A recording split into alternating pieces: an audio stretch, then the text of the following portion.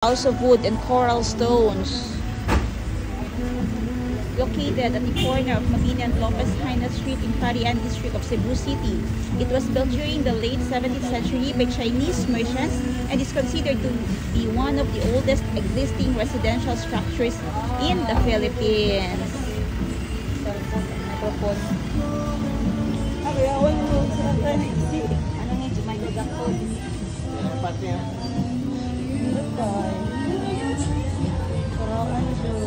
Chinese merchant ang mga tag-iyaani.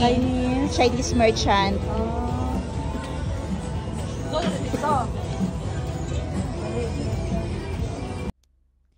Pagpasok namin dito, nagbayad muna kami ng entrance fee na 100 pesos per person. Ayan, nagtatransact na yung kapatid ko para bayaran muna yung pagpasok namin.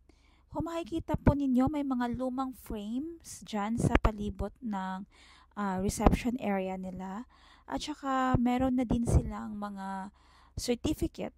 Yan, kita nyo from TripAdvisor. Ayan, Certificate of Excellence. May mga proof sila na dinadayo na talaga sila. So, yung story nitong nitong bahay na ito, lumang bahay na ito ay dated ito during 1700s pa. So kung kukumputin natin, nasa 300 plus years old na itong bahay na ito. Yung unang makikita natin ay mga statue, old stuff, mga antiques. 349 years. Wasad gianay ma'am no ang mga kahoy.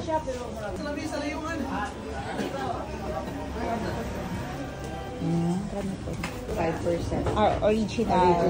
Then these furnitures, these came from mga relatives na mo nga muragi contribute nila kagi donate nila sa house. Barely murag wala gamay naman lang kay sud ani. Because this used to be a bodega kanay mura o ano. So nakita niyo si ate, siya pa yung nasa painting Yan si ma'am mo.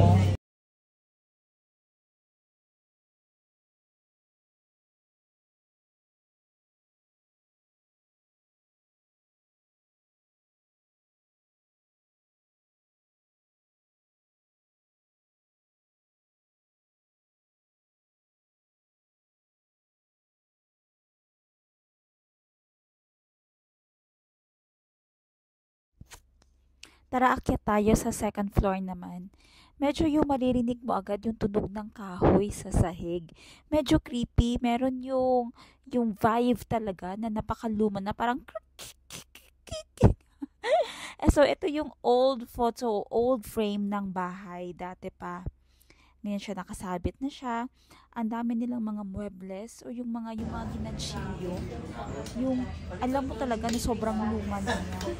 At saka yung pagkagawa nung sabi, yung mga ilaw, andyan pa din talaga sa lugar na yan hanggang ngayon. And medyo may nakakatakot din doon sa salamin. Oh. Ayan, zinong pa. So, ini-enjoy lang namin yung place talaga kasi nakakahanga how they preserve those stuff over time na sobrang luma na talaga.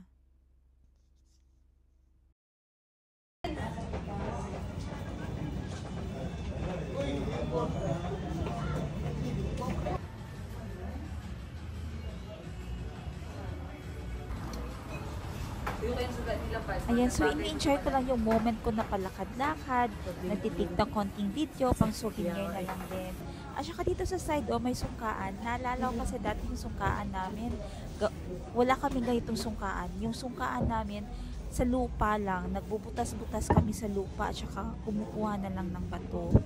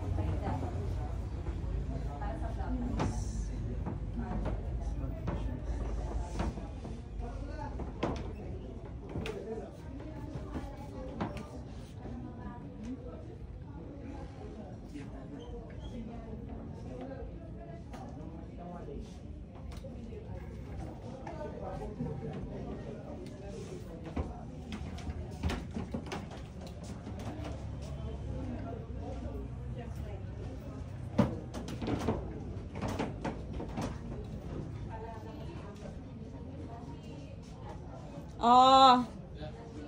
Oo.